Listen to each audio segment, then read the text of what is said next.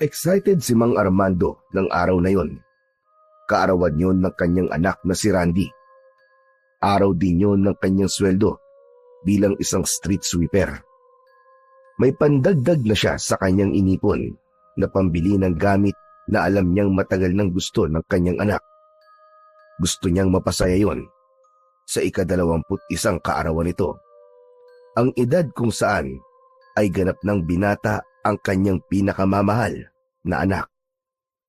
Para kay Mang Armando ay si Randy ang kahulugan ng lahat sa kanya. Kaya ginagawa niya ang makakaya para mabigyan ito ng maayos na buhay at mapagtapos sa pag-aaral. Dahil si Randy ang naiwang buhay na alaala ng kanyang pinakamamahal na asawa. Patay na ang asawa ni Mang Armando na si Inisa. Namatay ito ng dahil sa sakit. Nasa edad 6 na taon pa lamang nun ang anak nilang si Randy nang pumanaw ang kanyang asawa. Hanggang sa huling hininga ng asawang si Inisa ay wala itong bukang bibig kundi ang may iwang anak. Kaya sa harap ng asawang malapit na noong bawian ng buhay ay nangako si Mang Armando na hindi niya pababayaan ang anak. Gagawin niya ang lahat para dito. Hindi na rin siya mag-aasawa pa para mabigyan ng sapat na panahon ang anak. Lahat ng ipinangako niya sa namatay na asawa ay pinagsikapan niyang gawin. Subalit alam niyang kulang pa rin yun, sapagkat sa kabila ng ginagawa niyang pagsisikap ay hindi pa rin niya naibibigay sa anak ang magandang buhay na alam niyang pangarap ng kanyang namatay na asawa. Gayunpaman ay doble ang ginagawa niyang pagsisikap. Sa edad ngayon ni Randy ay dapat papatapos na ito sa pag-aaral sa kolehiyo. Yun nga lang, ilang beses din itong nahinto dahil sa kakapusan sa pera. Subalit pinagsisikapan yun ni Mang Armando dahil ang mapagtapos sa pag-aaral ang yamang maaaring ipamana niya sa kanyang anak. O pare, aba, bis na bis ah. Nabalakad, mukhang masaya ka. Huwag mo sabihing, may bago na naman nagpapatibok ng puso mo. Wala pare, masaya lang ako ngayon dahil kaarawan ng anak ko. Ah, yun naman pala eh. Lalabas kayo. Kakain kayo, no? Sana pare, pero bibilin ko muna yung regalo ko sa kanya. Naks naman, may regalo ka pa pala. Teka pare, 21 na nga palang inaanak ko, no? Oo, tama ka, paring Nanding. Kaya nga, kailangan bigyan ko ng regalo. Saka pinag-ipunan ko naman yun. O sige pare, pakisabi na lang kay Randy, happy birthday. Saka, pasensya na ka mo, kung wala man lang akong maibigay sa kanya. Alam mo naman, kulang pa sa pang-araw-araw namin yung kinikita ko sa pagiging street sweeper. 5 anak ang pinapakain ko araw-araw. Huwag mong intindihin yun. Naiintindihan kita, paring Nanding. Saka hindi mo naman obligasyon marigalo kay Randy, kahit paninong kanya. Yun nga ang nakakahiya ron, pare. Ninong ako, pero wala akong maibigay sa kanya. Huwag ka mag-alala, pare. Sagot na kita. Salamat pare ah. Mag-enjoy na lang kayo ng anak mo. Malamang matutuwa yun dahil pinaghandaan mo kanyang birthday. Pagkatapos makuha ang sweldo, ay may galak sa puso na pinuntahan ni Mang Armando ang tindahan upang bilhin ang regalo niya sa kanyang anak. Buti na lang, mayroon pang stocks. Ayon pa naman sa tindera, ay 3 na lang ang natitira. Kaya muntik pa palang hindi makabili si Mang Armando dahil espesyal na araw yun ng kanyang anak. Kaya ipinabalot niya ito kahit may dagdag gastos pa para sa gift wrapping.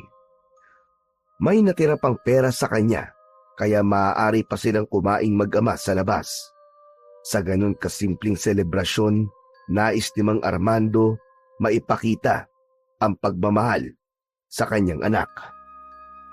Galing sa pagbili ng regalo para sa anak, ay dumiretso na sa pag-uwi si Mang Armando. Hindi na muna siya bumili ng kahit na anong pagkain dahil nga kakain sila sa labas. Wala pa si Randy. Ang inaasahan niya'y naroon na ito galing sa school.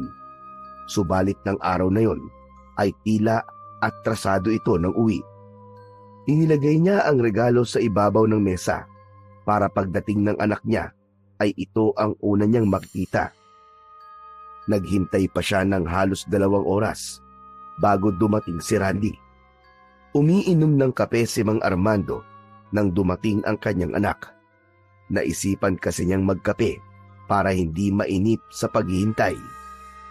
Napatayo siya nang makitang dumating ang kanyang anak. Masayang binate si Randy. Anak, happy birthday. Ngayon ay binatang-binata ka na. Nakangiti pa si Mang Armando nang batiin ang anak. Natutulog pa kasi ito nang umalis siya ng umaga para magtrabaho. Kaya hindi niya nagawang batiin. Nagpasalamat si Randy sa ama. Agad niyang napansin ang regalong nasa ibabaw ng lamesa. Napangiti ng halos abot tenga ang binata nang makita ang regalo sa ibabaw ng mesa. Siguro naman, para sa akin ang regalo na to. Tama ka, anak. Binili ko yan. Dapat matagal ko na nga nabili yan eh. Pero kulang pa ang pera ko. Kaya pinag-ipunan ko muna. Teka, parang alam ko na ang laman nito. Dahil dito sa box. Alam kong magugustuhan mo yan, anak. Dahil matagal mo nang gusto magkaroon yan eh. Dahil nais ni Randy na makita kagad ang regalo ng ama, kaya sinira na nito ang wrapper. Masaya ang mukha ng binata nang makita ang box ng regalo. May kasabikang binuksan ang kahon ng sapatos, subalit biglang nawala ang ngiti nito, kundi napakunot ang noo. May pagtataka naman si Mang Armando sa naging reaksyon ng anak. Oh anak, bakit? Hindi mo ba nagustuhan? Ito? Ito ba yung regalo na pinagmamalaki niyo sa akin? Aba, oo anak. Bago yan at kabibili ko lang. Alam ko naman pong bago to eh. Teka anak, hindi mo ba nagustuhan yung rubber shoes na regalo ko sa'yo? Medyo mahal nga ang pagkakabili ko dyan eh. Ito? Ito ba? Itong sapatos na to? Mahal ang bili nyo? Oo, 3 pares na nga lang yan eh. Buti na lang, nakaabot pa ako. Fake naman to eh. Hayan nga oh, iba ang pagkakagawa ng tiketa. Teka anak, di ba ganyan ang tatak ng rubber shoes na gusto mo? Para magamit mo sa paglalaro ng basketball? Ganito nga yun, pero hindi ito. Fake ito eh. Original ang gusto ko. Sabi ng tindera, halos wala raw pinagkaiba yan dun sa original. Kaya nga mabenta. Class A daw yan kung tawagin. Itay, kahit ano pa sabihin nyo, fake pa rin yan. Ginaya lang yan. Eh anak, masyadong mahal kasi yung original eh. Kung yun ang bibiling ko, baka kalahating taon ko papag-ipunan yun. Kesa naman ganito, pagsusuotin nyo ako ng peke. Wala namang masama anak kahit peke pa yan. Maganda naman ah. Hindi, ayoko magsuot yan. Gusto nyo ba pagtawanan ako ng mga kaibigan ko? Kung gusto nyo, kayo na lang ang magsuot. Ako ayoko. Pabagsak na binitiwan ni Randy sa ibabaw ng lamesa ang sapatos na hindi niya nagustuhan. Kirot sa dibdib naman ang naramdaman ni Mang Armando sa ginawa ng kanyang anak. Ilang buwan niyang pinag-ipunan yun. Halos hindi na siya minsan kumakain o kaya pinagsasabay na niya ang tanghalian at merienda para lang may maitabi at may pambili ng regalo sa kaarawan ng anak. Kaya lang, hindi pala yun pahahalagahan ng kanyang anak. Pasensya ka na anak. Hayaan mo. Pag-iipunan ko na lang uli para yung original lang mabili ko sa susunod. Huwag nyo kasing igagaya yung taste nyo sa taste ko. Ayoko ng peke, lalo na ng sapatos. Pasensya ka na talaga anak. Kumain ka na ba? Gusto ko sana sa labas tayo kakain. Saan? Sa turo-turo? Hindi na, tay. Hindi dun. Dun sa paborito mong kinakainan natin nung bata ka pa. Yung may mascot na kulay pula. Di ba paborito mo dun?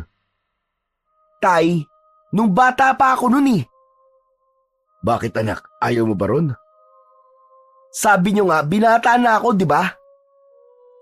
Kung ganun, saan mo ba gusto? Para dun tayo pumunta. Magkano po ba ang budget nyo? Dumukot si Armando sa kanyang bulsa at inabot yon sa anak. 2 papel na tig 1,000 at isang 500 pesos. Ito anak ko. Kinuha yun ni Randy. Ako na lang po ang kakain mag-isa, tay. Saka, dadaanan ko na rin yung ilang kaibigan ko. Kinakantsawan kasi ako eh. Kung wala raw bang magiging ganap kayo ng birthday ko. Magse-celebrate kayo ng mga kaibigan mo, anak? Oo, para maging masaya man lang ang birthday ko kahit papano. Pagkakuha ng pera, ay agad na ring lumabas ng bahay si Randy. Naiwan si Mang Armando na nakatingin sa anak hanggang sa lumabas ito ng pintuan. Tumayo ito at kinuha ang sapatos na inayawan ni Randy. Hinaplos-haplos pa niya yon, ang sapatos na pinag-ipunan niya at katumbas ng hindi niya pagkain ng tanghalian ng ilang beses ay hindi man lang pinahalagaan ng anak. Dahil sa peke daw ito. Hindi namamalayan ni Mang Armando na tumutulo na pala ang luha niya sa kanyang mga mata. Bumagsak pa yon sa peking sapatos na binili niya para sa anak. Ang regalong pinag-ipunan niya ay magiging katumbas lang pala ng kanyang pagluha. Napakasakit nun para sa kanya. Parang gusto niyang huminto ang pagtibok ng kanyang puso at tumigil sa pag-ikot ang mundo ng pagkakataong yun dahil sa sakit na dulot ng ginawa ng kanyang anak. Naiwan si Mang Armando na nag-iisa sa bahay, samantalang si Randy ay pinuntahan ang kanyang mga kaibigan. Ang perang inilaan ng kanyang itay para sa pagkain nila sa labas na magkasama ay ginamit ni Randy na panglibre sa kanyang mga kaibigan. Pumunta sila sa isang bar upang doon uminom at magsaya. Madaling araw na nang umuwi si Randy mula sa pakikipagsaya kasama ang mga kaibigan. Lasing ito dahil sa nainom na alak. Halos hindi makaya ang katawan. Subalit ang mahalaga para kay Mang Armando ay nakauwing ligtas ang kanyang anak. Anak, hindi ka dapat nagpapakalasing. Ang dami mo sinasabi. Nakauwi naman ako ah. Yun na nga anak eh. Paano kung may nangyari sa'yo? Wala nga masamang mangyayari, hindi ba? Wala, di ba? Inalalayan ni Mang Armando ang anak at inihiga ito sa kama nito. Upang mabawasan ang kalasingan nito, ay kumuha siya ng malamig na tubig at pinunasan ang anak. Tay, salamat nga pala. Masaya ang mga kaibigan ko dahil binlowout ko sila. Hindi man sila ni Randy ang lumabas na magkasama, kundi ang mga kaibigan nito ay ramdam ni Mang Armando ang kasiyahan ng anak. Kahit paano ay may saya siyang naramdaman sa kanyang puso na napasaya niya ang kanyang anak sa araw na yon dahil nakasama ang mga kaibigan sa kanyang kaarawan. Subalit nakakaramdam siya ng kirot sa dibdib at kalungkutan kapag naaalala niya na binaliwala ni Randy ang regalo niya na kanyang pinag-ipunan. Ganun pa man, ay pilit niyang iwinaksiyon sa kanyang isipan. Ayaw niya nang palakihin pa yon. Kinabukasan ay agad na nakibalita sa kanya ang kumparing sinanding nang magkita sila. Papasok sila noon sa kanilang trabaho. Oh, paring Armando, kumusta? Siguro tuwan-tuwa ang inaanak ko sa regalo mo sapatos, ano? Hindi agad sumagot si Armando. Saka bumuntong hininga ito. Nagtataka na napakunot ang noo ni Nanding. Sandali lang pare, may problema ba? Wala naman paring Nanding. Oh, nagustuhan niya yung sapatos. Sabi ko na sa'yo magugustuhan niya yun eh. Ayaw sabihin ni Mang Armando ang totoo sa kanyang kumpare. Hindi rin niya gustong makarinig mula sa kaibigan ng hindi magandang salita dahil sa inasal ng kanyang anak. Ayaw niyang husgahan din ito ng ibang tao. Ganun niya ibig protektahan ang kanyang anak. Kaninang bago siya umalis ng bahay ay natutulog pa si Randy. Hindi niya na ito inabala pa. Sa kasahapon pa naman ang pasok nito sa eskwelahan. Nakita niya sa mesa ang sapatos na hindi nagustuhan ng anak. Itinabi na lang muna niya yon. Pero sa lugar na makikita pa rin ni Randy, umaasa siya na isang araw ay maiisipan itong gamitin ng kanyang anak. Kapag nangyari yon, ay magiging masaya siya. Kaya nga lamang ay hindi niya tiyak kung magkakaroon ba yun ng katuparan. Tapos na naman ang maghapong pagtatrabaho ni Mang Armando. Bago siya umuwi, ay dumaan siya ng karinderya. Bumili ng isang balot na pansit na maaari na pagsaluhan nila ni Randy. Sinamahan na rin niya yon ng kanin. Wala na rin kasi siyang planong magluto. Dahil pagod na rin siya. Isa pa, kapos na rin siya sa budget dahil napunta ang huling sweldo niya sa pambili ng sapatos at ipinanglibre ni Randy sa mga kaibigan niya nung kaarawan nito. Kaya ang buong sweldo ni Mang Armando ay napunta lamang sa kanyang anak. Nasa bahay na si Randy nang umuwi ito. May binabasa sa kanyang cellphone. Maaga kaya ta ngayon, anak? Di ako nakapasok sa school eh. Bakit naman? Medyo masakit ang ulo ko. Hangover siguro. Dinamihan niyo kasi ang inom eh. Tay, birthday ko yun. Ayos lang yun. Siya nga pala, may dala po ba kayong pagkain? Nagugutom na ako eh. Oo nga pala. May dala akong kanin at pansit. Heto, ilagay mo na lang sa plato. Tila nadismaya si Randy nang makita ang pagkaing iniabot ng kanyang ama. Ano? Pansit na naman? Di ba kayo nagsasawa sa pansit? Wala ba kayong alam bilhin kundi pansit? Anak, kapos kasi ako sa budget eh. Dahil ginamit sa... Ginamit saan? Sa birthday ko? Ibig sabihin kasalanan ko pa nakapos kayo sa paggastos dahil ginamit sa birthday ko. Sino ba may sabi sa inyo na ibili niyo ako ng peking sapatos? Gusto niyo pa yata akong sisihin ah. Hindi naman anak. Wala akong sinisisi. Parang yung kasi ang gusto niyong palabasin eh. Nakasalanan ko. Hindi anak. Nagkakamali ka. Hindi ganun ang ibig ko sabihin. Makaalis na nga lang. Saan ka pupunta anak?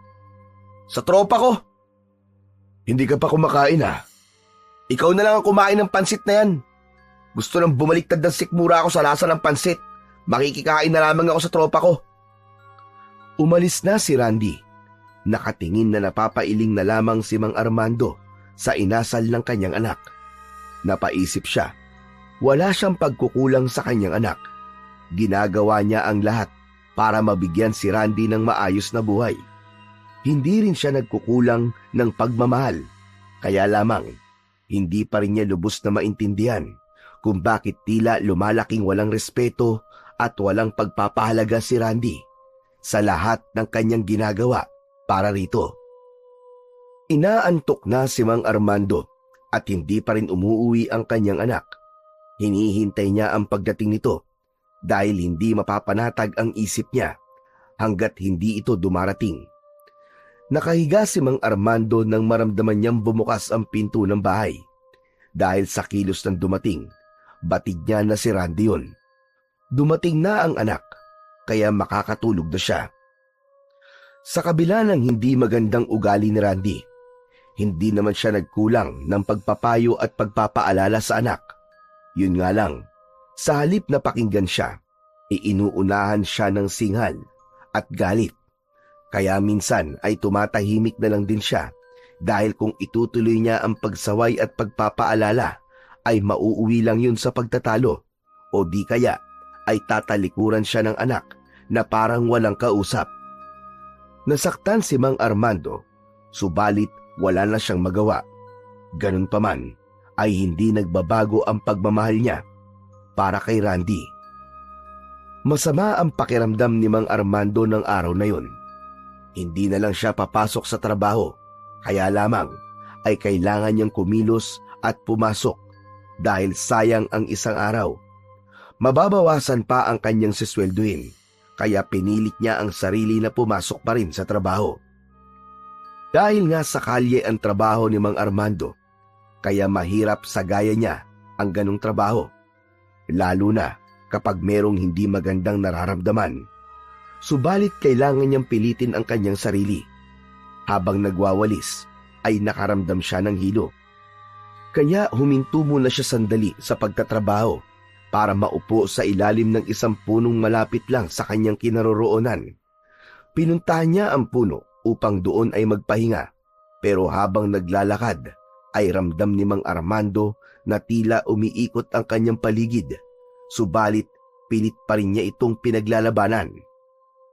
Habang nakaupo sa ilalim ng puno, ay pinakikiramdaman ni Mang Armando ang sarili.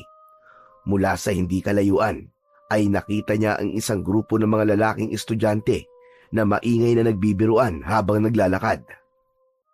Mula sa grupong yun na may 4 ang bilang, ay nakita niya nakasama roon ang kanyang anak na si Randy. Gusto niyang tumayo para lapitan ang kanyang anak, kaya pinilit niya ang kanyang sarili. Hirap man at nakakaramdam ng pagkahilo, ay nagsikap na tumayo. Si Mang Armando, nang makatayo siya, ay kumaway siya at tinawag ang kanyang anak na si Randy. Randy! Randy! Nakita ni Randy ang ama at narinig ang tawag. Napahinto ito sa paglalakad na nakatingin sa kanyang ama. Inulit ni Mang Armando ang pagtawag sa anak. Hirap man, ay mas nilakasan niya ang kanyang boses. Randy! Randy, anak! Dahil mas malakas ang pagtawag ni Mang Armando, ay napatingin sa kanya ang mga kasama ni Randy. Subalit kasunod ng pagtawag nito sa anak, ay tumindi ang nararamdamang pagkahilo ni Mang Armando. Dahilan para bumagsak siya sa lupa. Nagulat at agad na lumapit ang mga estudyante kay Mang Armando para tulungan ito. Naiwan naman si Randy na tila nag-aatubiling lumapit, pero tinawag siya ng kasamang estudyante para tulungan sila. Kaya napilitang lumapit si Randy. Uy, Randy! Kilala mo ba siya? Ikaw yung tinatawag niya kanina. Dinig ko nga, tinatawag kang anak eh. Tatay mo ba siya? Ha? Hindi. Magkakilala lang kami. Saka kahit sino, anak talaga ang tawag niya eh. Halika, tulungan natin siya. Dali natin sa malapit na health center. Sige. Buhatin natin. Naku, kawawa naman siya. Nang mga sandaling yon, ay may malay pa si Mang Armando. Nakapikit man ang kanyang mga mata, subalit alam niya at naririnig ang mga nangyayari. Kaya maging ang ginawang pagtanggi ni Randy sa kanya na siya ang tatay nito ay narinig niya. Sumugat yon sa damdamin ni Mang Armando. Napakasakit na ipagkaila at ikahiya ng isang anak na mula pagkabata ay inalagaan at minahal. Gustong idilat ni Mang Armando ang kanyang mga mata para makita ang kanyang anak na pakiwari niya ay isa sa mga estudyanteng bumubuhat sa kanya. Kaya lamang ay hirap siyang idilat ang mga mata dahil sa pagkahilo.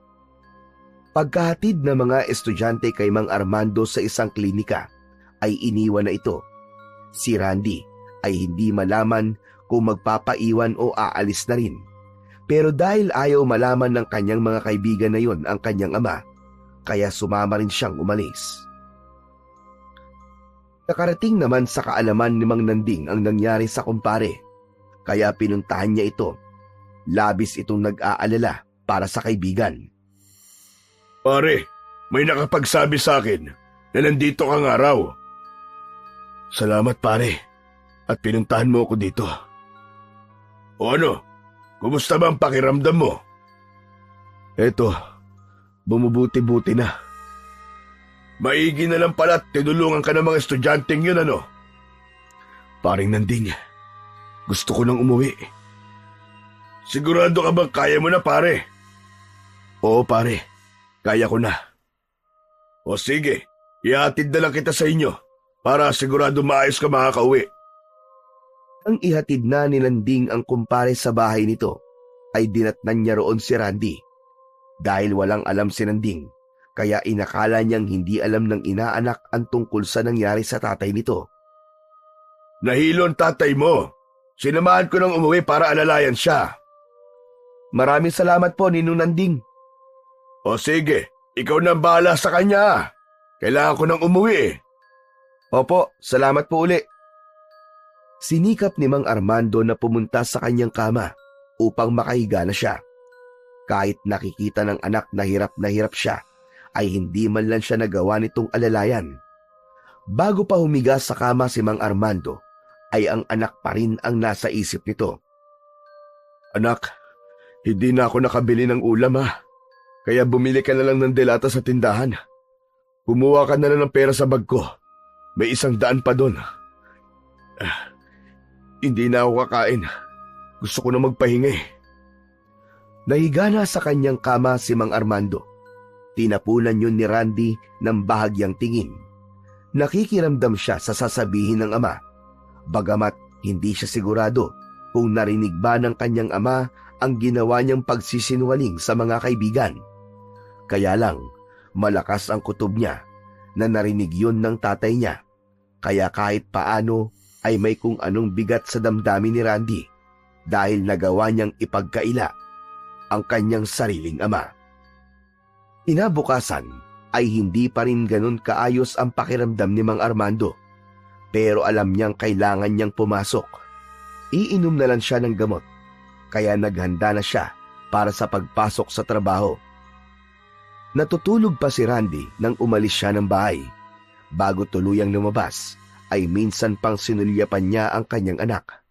Naibulong niya sa kanyang sarili na sana matanggap ng kanyang anak ang uri ng kanilang buhay at ganun din ang trabaho niya na hindi dapat ikahiya. May bahagyang kirot na naramdaman si Mang Armando sa kanyang puso.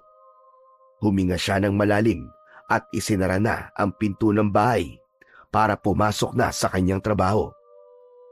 Pagdating sa trabaho, ay napansin ng kanyang kumparing si Landing ang katamlayan ni Armando. Subalit, binaliwala na lang muna yon ni Landing. Kilala niya ang kaibigan niya.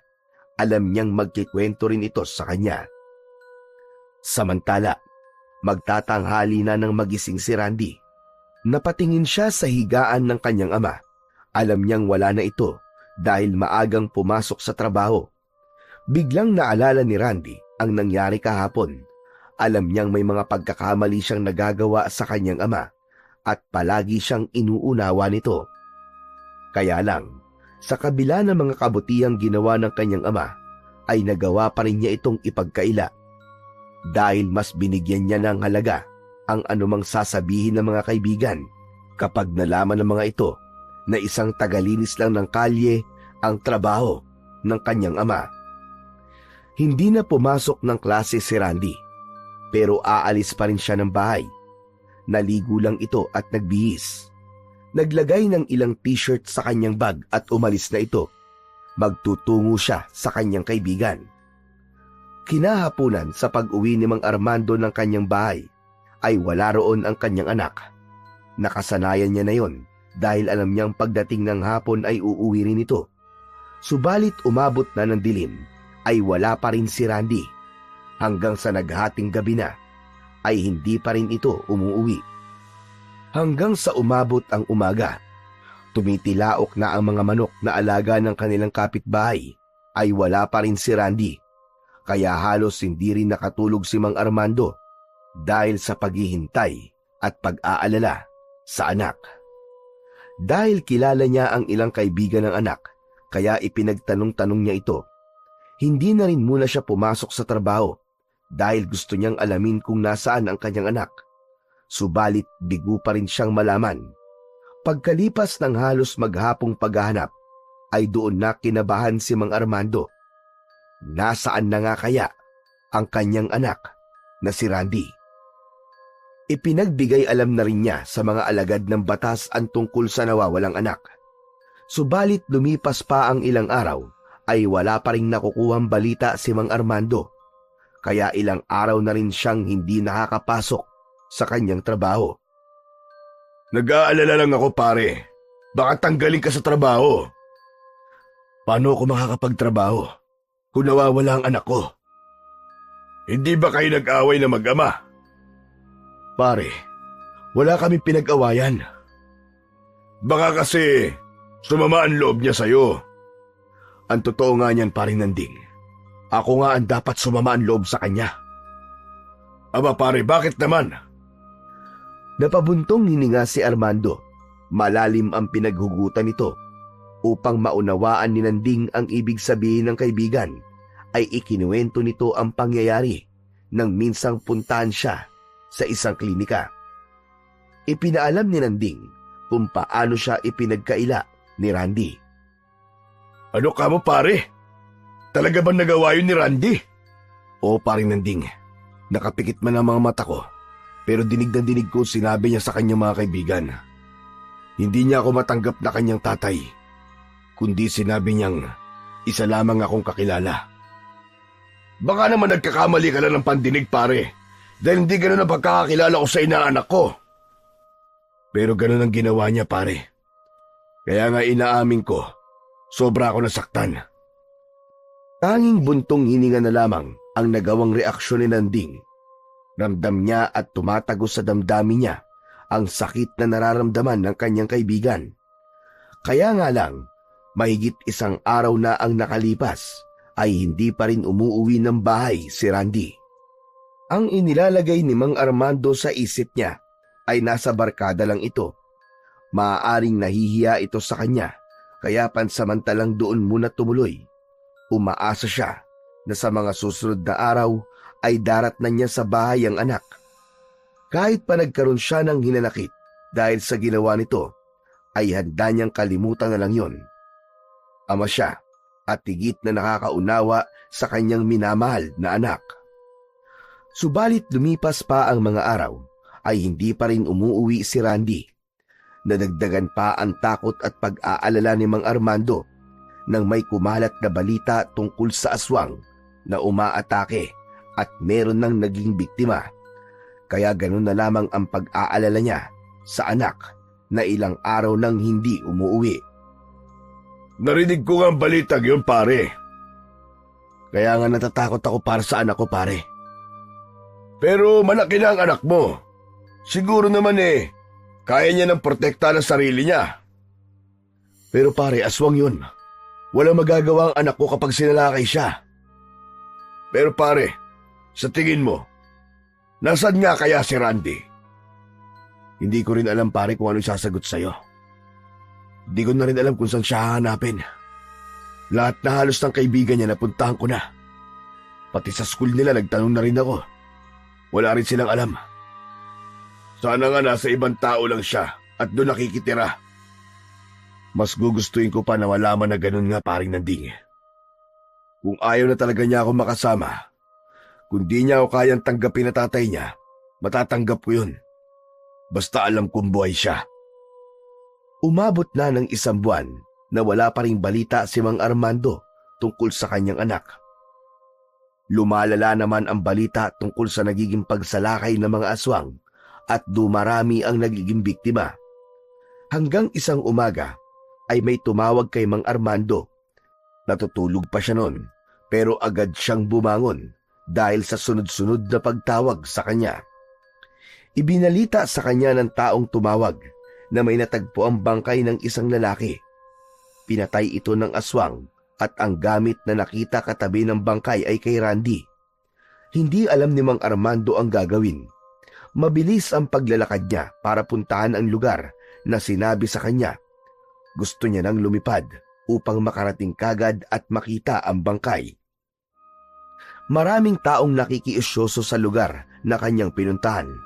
Naroon ang bangkay na sinasabing pinatay ng aswang. Katabi nga nito ang bag ng kanyang anak. Tandang-tanda niya ang bag na yon dahil siya ang bumili nun. May kamahalan ang knapsack bag na yon na pinag-ipunan din niya upang mabili. Napaluhod na umiiyak si Mang Armando. Dahil natiyak niyang bag ngayon ng kanyang anak, tinignan niya ang itsura ng bangkay, kasing taas at kasing katawan ito ng kanyang anak. Pinagmasdan ang itsura nito, kaya lang hindi ito makilala dahil wasak ang muka, sanhi marahil sa ginawang pag-atake ng aswang. Pero ang suot na damit nito ay puting t-shirt at maong na pantalon na meron din ang kanyang anak. Dahil sa mga gamit na nakita ni Mang Armando at sa sinabi rin ng kanyang damdamin na anak nga niya ang bangkay na yon, si Randy ang pinatay ng aswang. Nangyari nga ang bagay na ikinakatakot niya.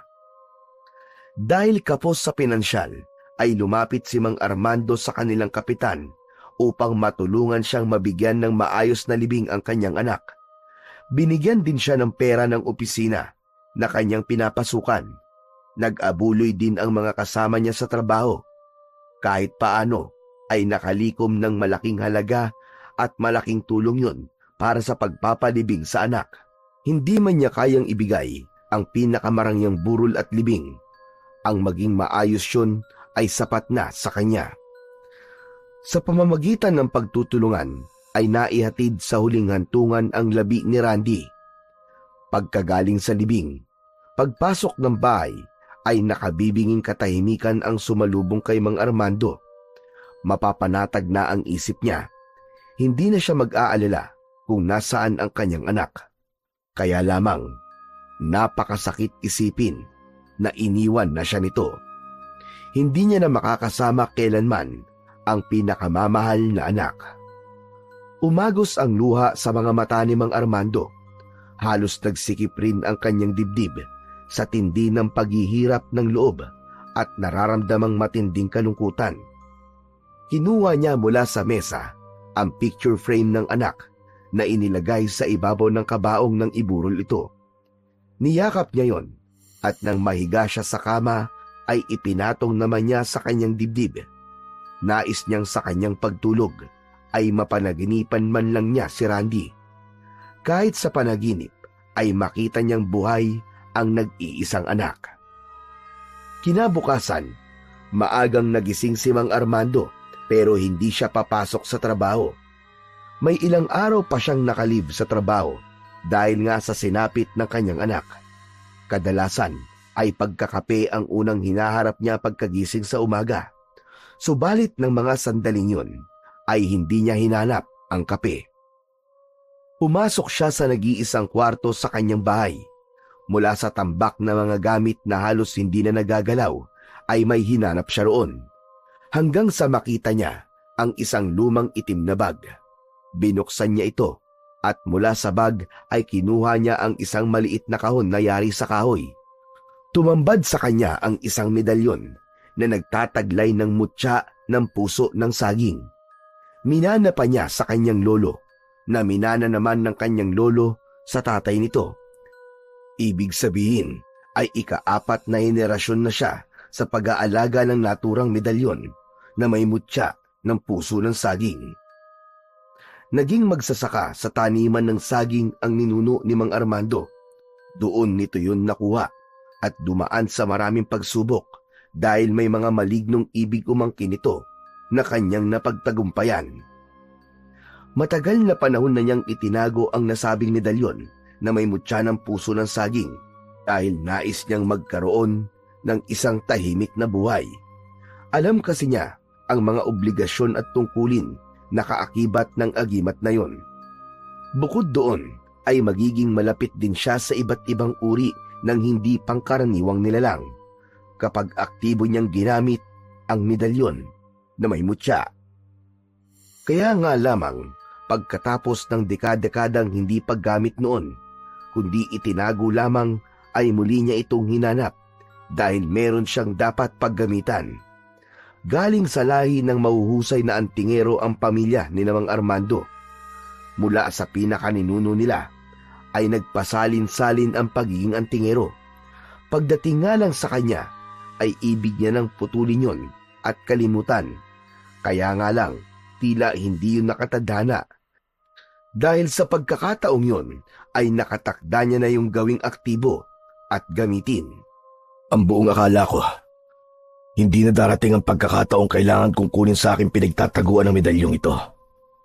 Dahil ang una kong plano ay tuluyan ng kalimutan at talikuran ng pagiging antingero para sa tahimik na buhay. Subalit, dahil sa nangyari sa nag-iisa kong anak na si Randy, kailangan magamit ko to. Dapat magkaroon ng katarungan ng kanya naging kamatayan. Mahigpit at may kasamang galit ang pagkakahawak ni Mang Armando sa medalyon. Buo na ang kanyang desisyon. Gagamitin niya yon para sa minimithing katarungan. Kaya isinusumpa ko na gagawin ko ang lahat para pagbayarin ng aswang na pumatay sa aking anak. At lahat ng kauri nila ay makakatikim ng aking ngit-ngit at pag-iiganti. Kaya ng gabi ring yun ay sinimulan na ni Mang Armando ang orasyon at dasal para gawing aktibo muli at palakasin ang bisa ng taglay ng medalyon at mutya. Sa isang maliit na tila altar na kanyang ginawa, ay inilagay niya doon ang larawan ng kanyang anak na si Randy. Magpapaalala yon na ang lahat ng kanyang gagawin ay para sa katarungan ng pinakamamahal na anak. Kinabukasan, sa pagpasok ni Mang Armando sa kanyang trabaho, ay tila nagkaroon ito ng pagbabago. Naging tahimik at madalas ay nasa isang lugar lamang na ipinagtaka din ng kaibigan niyang si Nanding. Paring Armando, okay ka lang ba? Tanging tango lamang ang naging tugon nito sa tanong ng kaibigan. Pare, nag-aalala kasi ako sa iyo eh. Pero naiintindihan kita na masyadong masakit ang mga nangyari. Kaya lang hindi pa katapusan ang mundo. Hindi naman dahil na nawala ang anak mo, ay kailangan mo na rin pabayaan ang sarili mo. Nanatiling walang kibo si Mang Armando. Pinakikinggan lamang niya ang mga sinasabi ng kanyang kaibigan. Alam niyang hindi maiintindihan ng kaibigan niyang si Nanding ang kanyang pinagdaraanan. Si Randy ang lahat sa kanya. Si Randy ang buhay niya. Kahit hindi maganda ang pakikitungo sa kanya ng anak, ay mahal na mahal niya ito. Dahil tanging ito lamang ang nagpapaalala ng kanyang asawa na labis niyang minahal. Dahil napansin ni Nanding ang tila kawalan ng interes ng kaibigan na makipag-usap, kaya minabuti niyang iwan na lamang muna ito. O sige pare, kung wala ka pa rin sa kondisyon para makipag-usap, irerespeto ko yun. Pero sana bumalik na ang dating Armando na kaibigan ko. Iniwan na ni Nanding ang kaibigan. Sinundan naman ito ni Mang Armando ng tingin. Ang tanging nasa isip niya ngayon ay kung paano siya makakapaghiganti sa kampon ng kadiliman na pumatay sa kanyang anak. Kung dati maagang natutulog si Mang Armando pagdating ng gabi, mula nang mamatay ang kanyang anak, ay nagbago na ang routine ng kanyang buhay. Pagdating ng hating gabi, ay lumalabas siya ng bahay upang mag-abang ng aswang na maaaring umatake at manggulo sa kanilang baryo. Hindi lang sa baryo nila siya nakakarating, kundi maging sa karatig na baryo o sa lugar na napapabalitang ginugulo ng mga aswang. Subalit ng gabing yon, ay tila hindi mabibigo si Mang Armando dahil mula sa kanyang kinaroroonan ay may napansin siyang nilalang na nasinagan ng liwanag ng sikat ng buwan. Biglang nagkubli ito sa kadiliman. Nakiramdam siya at ang kanyang medalyon ay nagbigay ng hudyat. Bahagya itong gumalaw habang nakasuot sa kanyang leeg. Humanda si Mang Armando. Mahigpit na hinawakan ang bagong hasa at mahabang itak na sadyang inihanda niya para sa pagharap sa mga kampon ng kadiliman. Nasa bewang din niya ang isang kakaibang tirador na ang pinakabala ay mga puting bato na ibinabad sa bawang at asin. Kapag tumama ito sa isang aswang, ay mag-iiwan ng matinding sugat sa katawan na hindi agad basta-basta gagaling. Hindi pa rin lumalabas ang aninong nakita niya. Alam niyang nakikiramdam din ito at nag-aabang. Dahil malakas ang loob ni Mang Armando, sapagkat taglay niya ang medalyon na may kasamang mutya ng puso ng saging, ay naglakad-lakad siya. Tila ba ipinapain niya ang kanyang sarili. Kunwari ay wala siyang nakitang anuman. Nang makarating siya Sa may kadilimang lugar ay bumulaga sa kanya ang isang sigbin. Pinaniniwala ang alaga ito ng aswang. Agad itong umatake sa kanya, subalit naging mabilis ang pag-ilag ni Mang Armando, kaya lalong umangil ang sigbin dahil sa kabiguan. Hinawakan ni Mang Armando ang kanyang matalas na itak. Halika! Lumapit ka sa akin! Lapit! Tignan natin kung hanggang saan kaya mo! Nakahanda si Mang Armando. Sumisenyas pa ang kanyang kamay at pinapalapit ang umaangil na sigbin. Sige, lapit pa para makita mong hinahanap mong hayop ka. Nagpupuyo sa galit ang sigbin. Ang pag-angil nito ay sinabayan pa ng paglabas ng tila usok mula sa ilong. Saka buong lakas na lumundag patungo sa kinaroroonan ni Mang Armando. Mula sa itaas kung saan ay lumundag ang sigbin. Pabagsak yun sa kanya, kaya iniumang ni Mang Armando ang kanyang matalas na itak. Ito ang ginamit niyang pansalo sa pagbagsak ng sigbin. Kaya sa pagbagsak ng halimaw ay tumusok ang katawan nito sa hawak na mahabang itak. Bumaon ito sa katawan at lumusot pa ang dulo ng itak sa likod ng sigbin.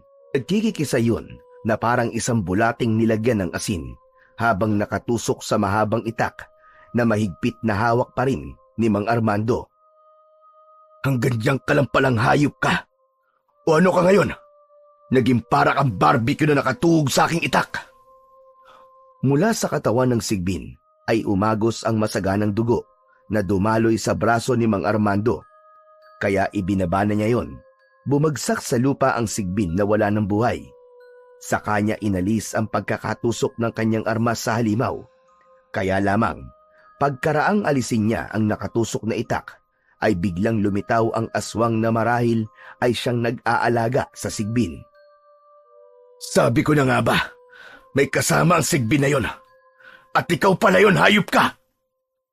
Isang aswang na may matutulis na kuko, mahabang tenga, matutulis at maliliit na ngipin na parang lagari ang umatake kay Mang Armando. Malaki at matipuno ang katawan nito na maaaring kayang-kaya siyang ibalibag.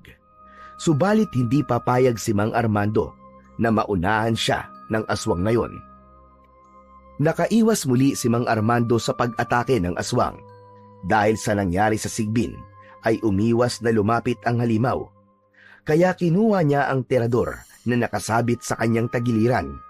Binalahan ang terador at inasinta ang aswang na nasa ilang metro lang ang layo sa kanya. Pinakawalan ang bala ng terador at sapul ang aswang. Tinamaan sa katawan. Umangil ito ng malakas. Katunayan na nasaktan.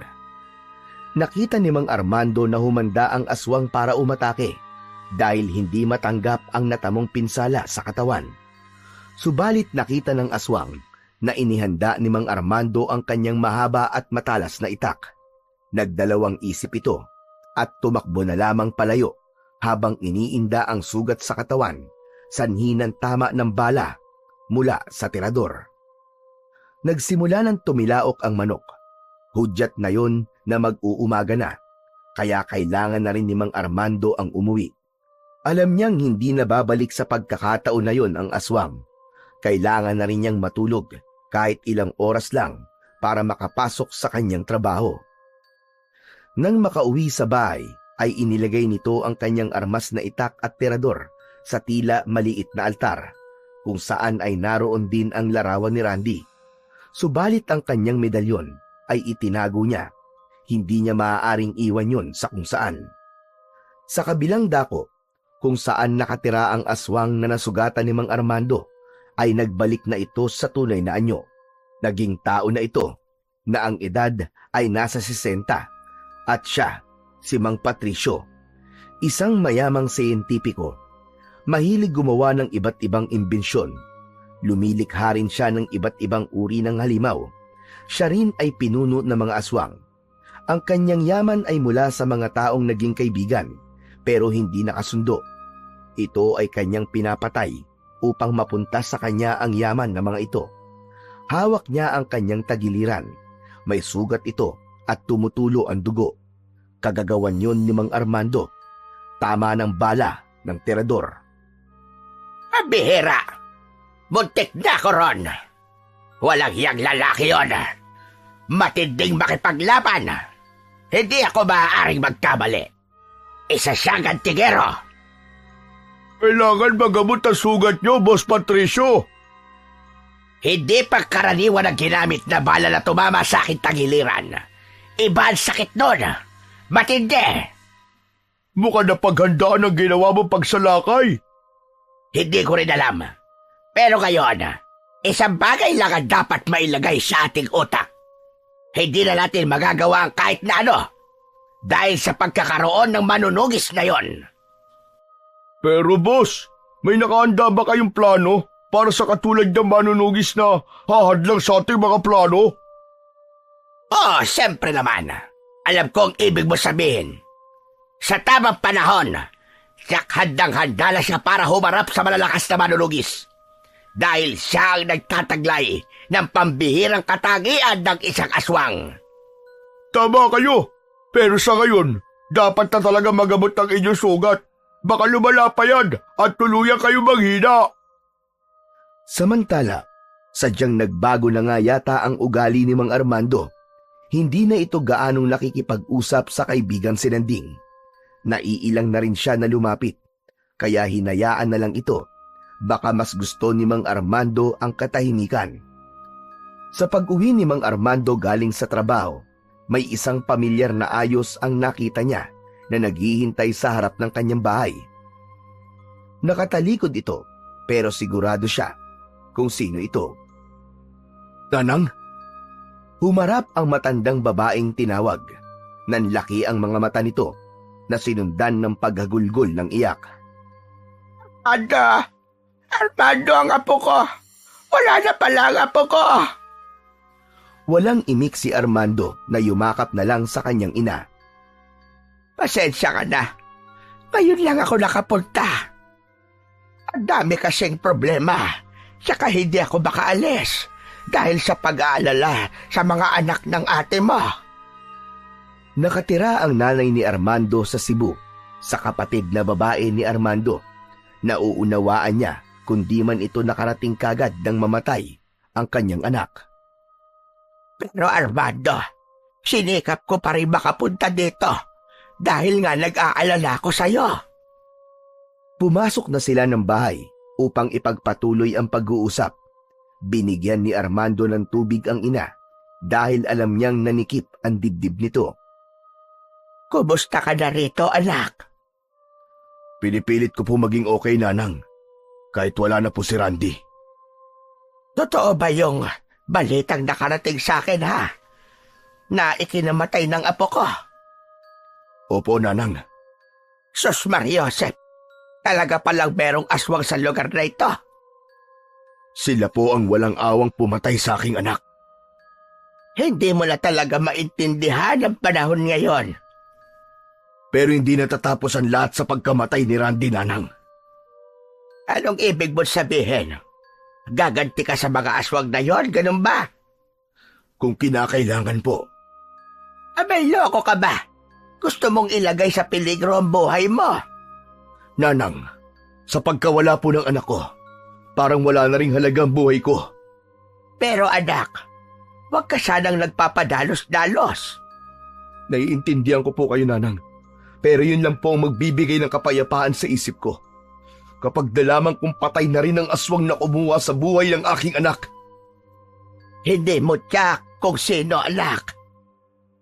Lahat silang mga aswang. Iisa-isahin ko sila. May gigil at ngit-ngit ang binitiwang salita ni Mang Armando. Sapagkat buo sa loob niya ang kanyang plano at walang sino mang makakapagpabago nun. Kahit pa ang kanyang ina na kasama niya ngayon. Ayon sa nanang ni Mang Armando ay doon muna mananatili ito. Magtatagal po ba kayo dito, Nanang? Oo, Armando. Bakit ganyan ang tanong mo? Ayaw mo ba na nandito ako? Hindi naman po sa ganun, Nanang. Baka po kasi mas kailangan kayo ng kapatid ko sa Bisaya. Nagpaalam ako sa kanya na dito muna ako. At pumayag naman siya.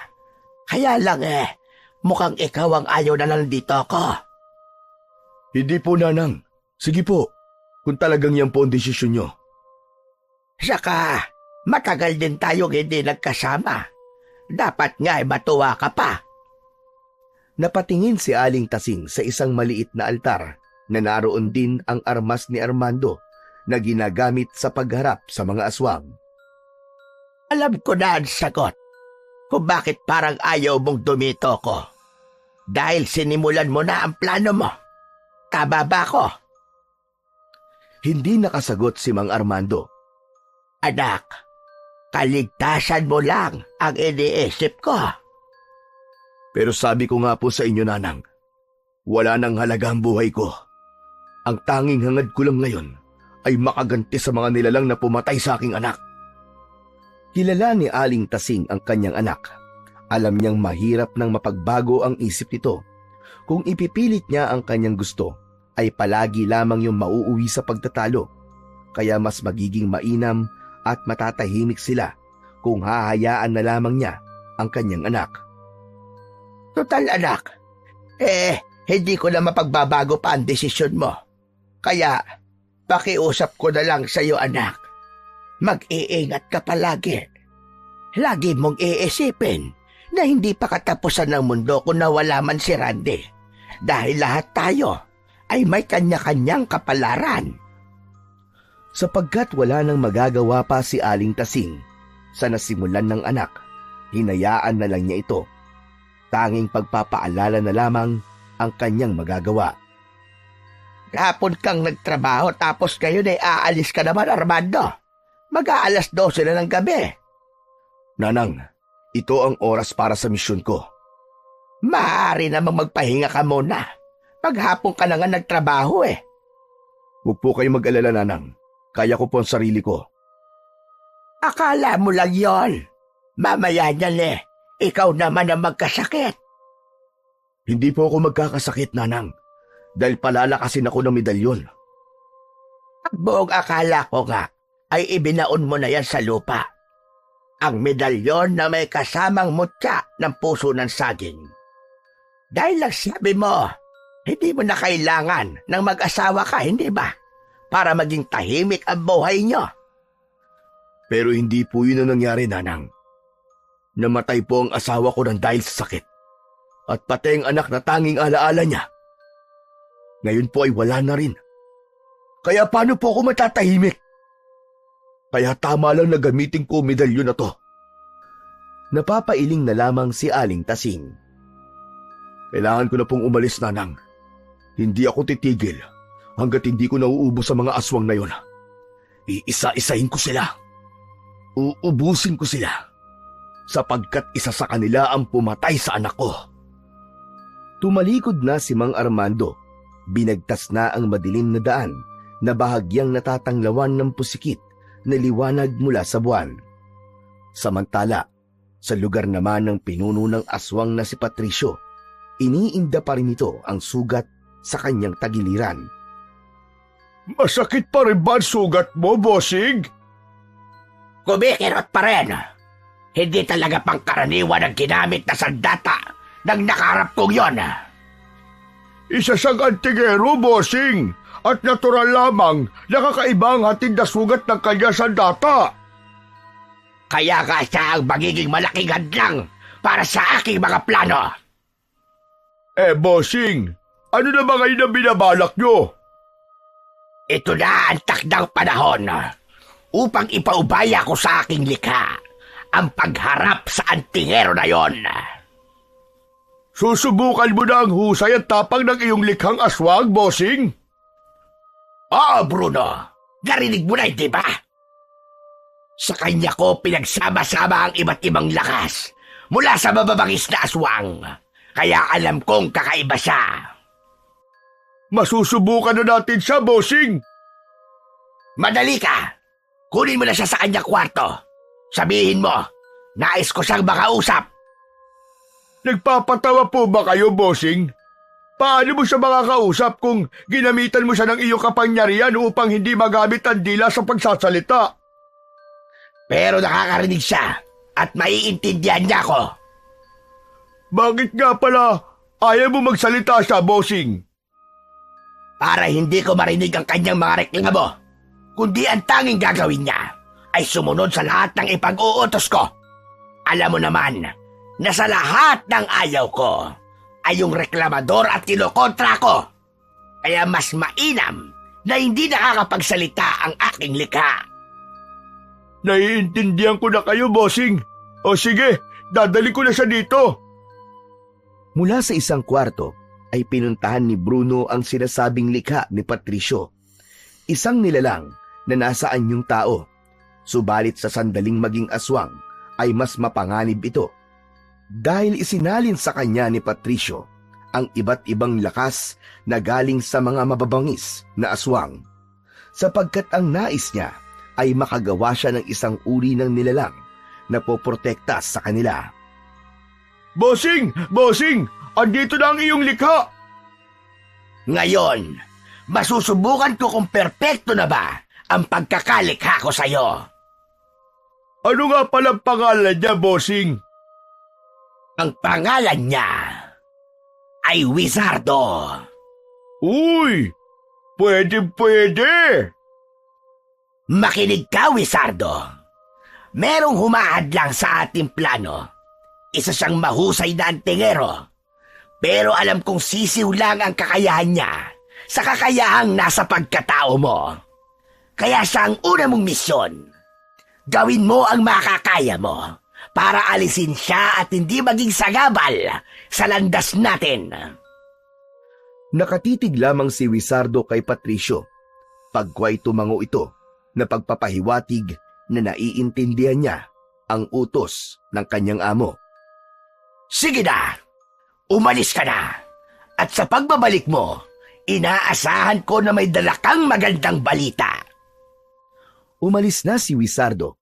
Tinahak na nito ang dilim upang hanapin ang antingero na sinasabi ni Patricio. Samantala, gaya ng dati, ay iniikot ni Mang Armando ang baryo upang mag-abang sa pagdating ng nilalang ng dilim.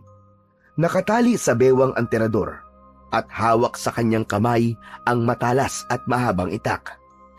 Nakaramdam ng kaluskos si Mang Armando sa hindi kalayuan mula sa kinaroroonan niya. Agad niyang inihanda ang kanyang sarili. Alam niyang mapapalaban na naman siya sa gabing yun. May kung anong bagay na bumagsak sa gawing kanan niya. Doon na padako ang kanyang atensyon, kaya humakbang ng 3 malalaking hakbang upang alamin kung ano ang pinagmulan nun. Kaya nga lang, mula sa kanyang likuran ay pabagsak na lumitaw ang isang kakaibang uri ng aswang. Tila nalinlang siya nito. Hinawakan ng umataking aswang si Mang Armando. Mahigpit ang pagkakahawak sa kanyang leeg, na tila ibig ibaon pati ang matutulis na kuko. Ramdam na ramdam niya na malakas ito. Nagpupumigla siya, subalit hindi pa rin siya makaalpas. Lalong humihigpit ang pagkakahawak sa kanyang leeg. Noon naisip ni Mang Armando na suot nga pala niya sa kanyang leeg ang kanyang medalyon. Agad niyang kinapayon at nang mahawakan niya ay idinikit niya sa kamay ng halimaw na nakahawak sa kanyang leeg. Nabitiwan siya ng halimaw at lumuwag ang pagkakahawak sa kanyang leeg. Umusok ang kamay ng aswang dahil sa pagkakapaso. Umaangil sa galit na nakatingin sa kanya. Sige, lumapit ka! Subukan mo! At tsak gugulong ang ulo mo! Umangil lang sa kanya ang aswang. Nakikipagtitigan ito sa kanya. Ano? Yan ba ang gusto mo? Ay tuay tayo! Sabi ko sa'yo, lumapit ka para makita mo ang hinahanap mo! Demonyo! Biglang lumundag ang aswang. Malakas itong lumundag na umabot sa likuran ni Mang Armando. Yan pala ang alam mo. High jump. Pero sige lang, lumundag ka pa na lumundag. At magkaroon lang ako ng pagkakataon. Tsak, tatalsik ang isang bahagi ng katawan mo. Sinisiguro ko yan. Nakikiramdam ang aswang nakaharap ni Mang Armando. Tila humahanap ito ng buwelo kung paano susugurin ang kalaban. Huwag ka palang lumapit ha. Teka nga. Kinuha ni Mang Armando ang dalang terador Agad itong binalahan upang tiradurin ang aswang na tila naduduwag lumapit sa kanya. Hinila na niya ang goma ng tirador. Kaya lamang, bago pa pakawalan ang balang bato nito, ay biglang nagbago ang anyo ng aswang na ilang metro lang ang layo sa kanya. Ah! May kakayahan siyang magpalit ng anyo! Lumapit ito at nagpaikot-ikot sa itaas. Sinundan ang tingin ni Mang Armando. Malamlam ang liwanag mula sa buwan, kaya nahihirapan siyang aninagin ang lumilipad na aswang. Mahihirapan siyang asintay nito, lalo na kung paikot-ikot ito na lumilipad. Pinaglalaruan ako ng aswang na to ah. Akala yata niya, malilin lang niya ako. Hindi tumitigil sa pag-ikot sa itaas ang aswang. Nang makakuha ito ng tiyempo, ay biglang sumerko ito sa ere at umatake kay Mang Armando. Nataranta siya sa mabilis na pagbulusok ng aswang na nasa anyo ng isang malaking ibon. Nabitiwan niya ang hawak na tirador. Maging ang itak ay nabitiwan din niya. Sinunggaban ng aswang na ibon ang damit ni Mang Armando. Nahawakan ito at naiangat siya paitaas. Nagkakakawag si Mang Armando. Ang pangyayaring yun ay pinanonood pala ni Patricio na sinundan ang kanyang likha upang alamin kung paano ito makipaglaban sa antingerong nakasagupa niya. Tuwang-tuwa si Patricio sa kanyang napapanood dahil sa ginawa ng malaking ibon.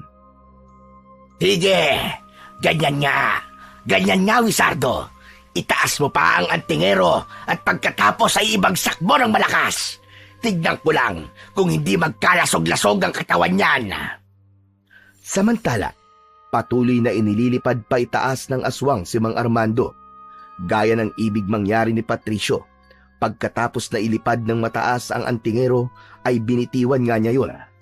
Ganun na lamang ang pagkakagulat ni Mang Armando nang maramdaman niyang mabilis siyang bumubulusok pa ibaba. Subalit naging mabilis ang pag-iisip nito.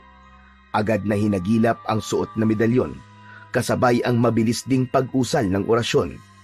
Dahil sa ginawa niya, ay naramdaman ni Mang Armando ang mabagal niyang pagbagsak hanggang sa umapak ang kanyang paa sa lupa, kaya walang masamang nangyari sa kanya. Nakita ni Patricio ang pangyayaring yun. Manghang-mangha siya at hindi makapaniwala sa kakayahang taglay ng antingero. Pambihira! Kakaiba talaga siya! Pambihira ang kayang gawin ng taglay niyang anting-anting! Sa pagbaba ni Mang Armando sa lupa, ay agad niyang pinuntahan ang kanyang itak at tirador. Naghanda muli siya para sa pag-atake sa aswang na ibon. Subalit biglang tumilaok ang manok. Magsisimula na ang pagbubukang liwayway. Narinig ng aswang na ibon ang tilaok na yon. Hudyat na rin yun upang bumalik na ito, sapagkat hindi niya alam kung anong maaaring mangyari sa kanya kapag inabutan siya ng sikat ng araw. Kaya sinundan na rin ni Patricio ang kanyang likha upang bumalik sa kanilang tirahan. Pag-aalala naman ang naramdaman ni Aling Tasing nang umuwi ang anak na may mga sugat sa katawan. Yan na nga ba sinasabi ko, iho? Pambihira ka talaga, ayaw mo kasing makinig sa akin. Wala po ito, Nanang. Ano bang wala? May mga sugat at kalmot ka sa leeg. Tignan mo nga yan. Ano bang halimaw ang nakainkwentro mo? Hindi ko po maipaliwanag, Nanang. Aswang ba? Opo. Pero kakaibang uri ng aswang. Kahit ano pa siya, aswang pa rin yun. Mabuti pa gamutin ko na muna yung mga sugat mo at pagkatapos ay matulog ka na. Ilang oras na lang ang itutulog mo. Ginamot ni Aling Tasing ang sugat ng anak. Pagkatapos gamutin ay nagpahinga na ito. Hindi naman makatulog si Aling Tasing. Pinagmasdan si Mang Armando. Nag-aalala para sa anak na handang gawin ng lahat at kahit malagay pa sa panganib ang buhay para lamang maipagaganti ang kanyang anak na si Randy. Sa kabilang dako, bagamat nabigo ang likha ni Patricio, ay nakaramdam siya ng kasiyahan. Itangkita ni Bruno ang kasiyahan ng kanyang amo. Hindi niyo ba itatago ang saya niyo, bossing? Mahusay! Napakahusay talaga! napanood niyo po ang pakikipaglaban ni Wizardo? Oo, Bruno. Napanood ko. Pero, bigo ho siya, hindi ba? Hindi niya napatay ang antingero. Tama ka. Pero ginawa niya ang kanyang makakaya. Nagkataon nga lamang na kailangan na niyang umuwi dahil mag-uumaga na. Kung ganun, maaasahan nga si Wizardo, bossing. Tama ka, Bruno. Tama ka. Subalit hindi pangkaraniwan ng antingero na yon. May kakaiba siyang kapangyarihan. Ang medalyon na dala niya, doon nanggagaling ang pambihira niyang lakas. Bossing, kailangan matapatan ang kanyang medalyon. Tama ka, Bruno. At yun ang dapat kong hanapan ng paraan kung paano matatapatan ng kapangyarihang taglay ng medalyon ng antingerong yon. Sa pagpasok ni Mang Armando sa trabaho, ay ikinagulat ni Nanding ang pagbati sa kanya ng kaibigan. Hindi siya makapaniwala. Ikaw nga ba yan, paring Armando? Oo pare, bakit? Ano bang ipinagtataka mo? Aba, kasi matagal-tagal na din na halos hindi kita nakakausap.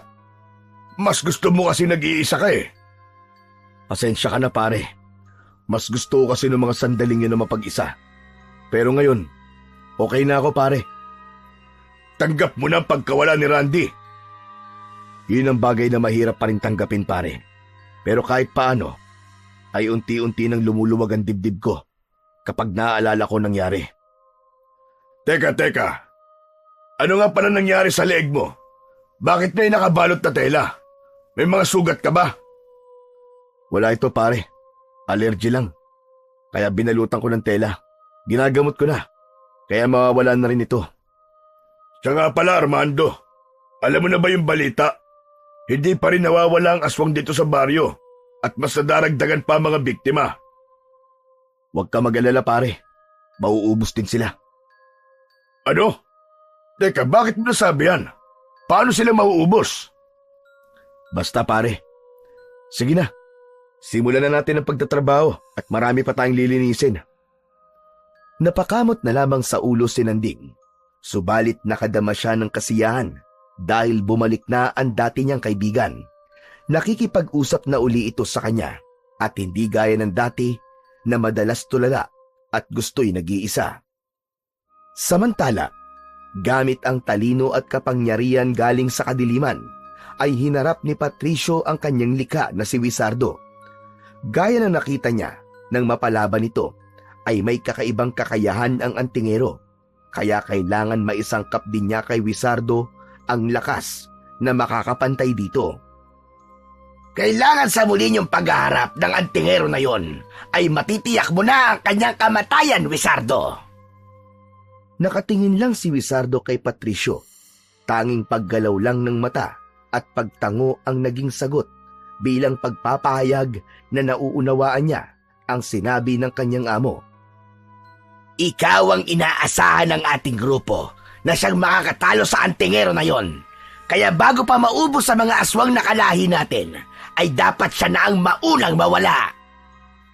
Kaya sa pamamagitan ng kakayahan bilang sayentipiko at taglay na kapangyarihan mula sa kadiliman, ay isinangkap ni Patricio kay Wizardo ang kinakailangang lakas. Samantala, pagdating ni Mang Armando galing sa trabaho, ay nagpahinga ito. 6:00 pa lang yun ng hapon, pero natulog na ito para makabawi sa kanyang lakas dahil ilang araw nang kulang siya sa tulog at pahinga. Hindi na siya pinakialaman pa ni Aling Tasing. Ipinagluto na lamang niya ng pagkain ng anak para paggising nito ay merong makakain kahit papano. Adobong manok ang kanyang niluto na paborito ni Mang Armando.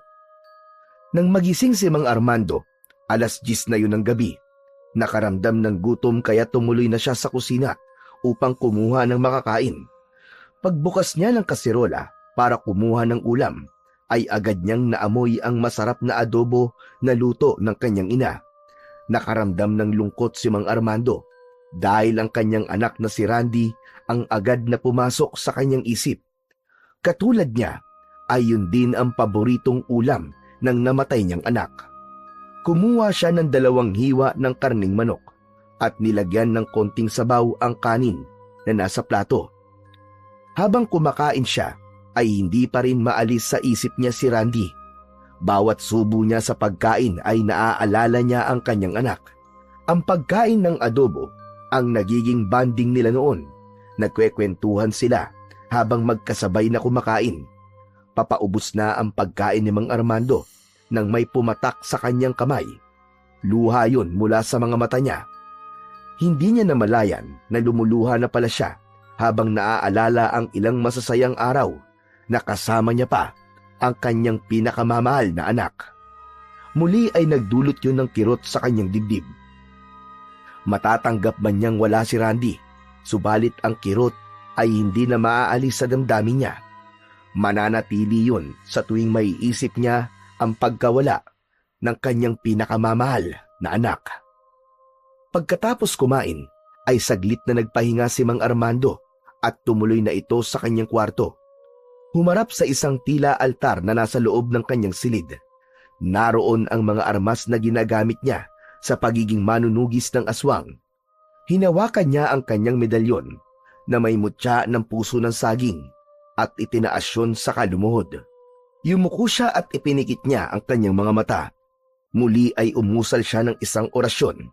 Kailangan niyang mas lalong palakasin ang taglay na kapangyarihan ng kanyang mutya, lalo na't nakita niya ang kakayahan ng aswang nang magkaharap sila. Nakapagpapalit ng anyo at mas malakas, kaya hindi siya dapat magpakampante, sapagkat kahit pa may medalyon siyang taglay, alam niyang may ginagamit din ang kanyang kalaban upang ipangtapat sa kung anong meron siya. Mula sa isang lugar ng bahay kung saan nagpapahinga si Aling Tasing, ay dinig niya ang mahinang pag-usal ng orasyon ng kanyang anak. Hindi niya na ito pinakikialaman dahil maaaring makapinsala lang yun sa ginagawang paghahanda ng anak. Sana lamang ay matapos na ang ginagawa mo, Armando. Malipol mo nawa ang mga aswang na sinasabi mo. Mahanap mo ang hustisya para kay Randy at nang huminto ka na rin para maibalik mo na sa dati ang iyong tahimik na buhay. Walang ibang hangad si Aling Tasing para sa anak, kundi ang magkaroon na ito ng katahimikan. Nang matapos sa ginagawang orasyon si Mang Armando, ay nagbihis na ito. Inihanda ang kanyang dadalhing sandata. Ang gabi para sa antingero ay oras ng pakikipaglaban at pakikipagtuos sa mga kampon ng kadiliman. Tinaak na ni Mang Armando ang madilim na gabi. Nagtatago ang buwan sa mga ulap, kaya halos hindi natatanglawan ang daan na binabagtas ng antingero. Hindi niya tiyak kung saan ang tungo nito, basta ang alam lang niya ay nasa anumang sulok ng baryo ang panganib, sapagkat ang pag-atake ng aswang ay walang pinipiling lugar. Nang mga sandaling yon, ay naghahanda na rin sina Patricio. Minsan pa ay sasamahan niya si Wizardo sa magiging laban nito. Subalit may iba pa siyang naging plano, kaya meron siyang ipinag-utos kay Bruno. Ano pong kailangan kong gawin, Boss Patricio? Sabihan mo ang ating mga kampon, ang mga aswang na kasama natin, na kumalat na sila. Ngayong gabi na, Boss? Oo, mauna na sila. Magasik na sila ng lagim. Gawin na nila ang kanilang gusto. Kayo po, Boss. Huwag mong pakialaman ang gagawin ko. Kailangan mapagod na muna ang antingero sa pagharap sa mga kaengkwentro niyang mga aswang. Kung pagod na siya, ay saka kami darating ni Wizardo para sa kanyang hinihintay na kamatayan. Masusunod po, Bossing. Sige na, gawin niyo na at sayang ang bawat oras. Opo, Bossing. Ngayon din po. Tiyakin niyo na mahihirapan ang antingero na yon. Gagawin po namin ang lahat ng aming mga kaya, Bossing. Iniwan na ni Bruno si Patricio. Isang madugo at kakaibang laban ang inaasahan niyang mangyayari sa gabing yon. Gaya ng dati, ay nag-aabang at nagbabantay si Mang Armando sa pagdating ng nilalang na manggugulo at maghahasik ng lagim sa baryo. Bagamat walang katiyakan kung may aatake nga bang kampo ng dilim sa pagkakataong yon, lalo na't nang nakaraang gabi lang ay nagkaroon siya ng matinding inkwentro sa isang pambihirang aswang. Maya-maya pa'y nakaramdam na nga ng panganib si Mang Armando. Iba ang panganib na kanyang nararamdaman dahil ang kakaibang ingay ay nagmumula sa itaas at meron din siyang naririnig na mga yabag na tila tumatakbo patungo sa kanyang kinaroroonan. Saglit pa ay lalong dumilim ang himpapawid. Sa pagtingala niya ay nakita niya ang mga lumilipad na aswang patungo sa kanya at bumulusok sa kanyang kinatatayuan. Kaya agad niyang inihanda ang kanyang matalas na itak. Iisa-isahin niyang harapin ang mga umaataking aswang. Sa ginawa niyang orasyon, alam niyang mas napalakas niya ang bisa ng medalyon na may mutya ng puso ng saging na siyang gagabay at tutulong sa kanyang pakikipaglaban. Mabilis ang pag-atake ng mga lumilipad na aswang mula sa himpapawid. Agad namang iwinasiwas ni Mang Armando ang kanyang hawak na mahabang itak. Sa dami ng aswang na umaatake at sumasalubong sa kanya, ay tiyak ang pagtama ng matalas na itak sa katawan ng mga ito. May mga aswang na napupugutan ng leeg, braso, pakpak. Merong lumuluwa ang lamang loob kapag napupuruhan sa katawan. Bagamat hindi lahat ay namamatay, subalit nasusugatan ang karamihan sa mga umaataking aswang. Tila wala yatang katapusan ang pagdating ng mga lumilipad na aswang. Gaya ng bilin ni Patricio na pinuno ng mga aswang, ay kailangan nilang pagurin muna ang antingero. Wala talaga kayong kasawa-sawa. Ayaw niyo akong tigilan. Kaya hindi ko rin kayo titigilan, mga demonyo! Ang ibang aswang na bagamat may tama sa katawan ay pilit pa ring tumatayo at bumabangon para ipagpatuloy ang paglaban. Tila wala ring kapaguran si Mang Armando sapagkat habang nakikipaglaban siya sa mga aswang ay isang bagay ang kanyang nakikita. Pumapasok sa kanyang isipan ang ginawang pagpatay ng aswang sa kanyang anak. Kung paano walang awang winasak ng aswang ang muka at katawan ni Randy. Kapag naiisip yun ni Mang Armando, ay nagpupuyo siya sa galit. Nagiging pampalakas niya yun para lalo pang ubusin ang mga sumasalakay na aswang. Papaubos na ang mga lumilipad na aswang, nang mula naman sa dilim ay dumating ang iba pang uri ng mga aswang. Mga aswang na hindi nakakalipad, subalit handang makipaglaban gamit ang kanilang mga matutulis na kuko at matatalas na pangil. Umatake ang mga ito kay Mang Armando.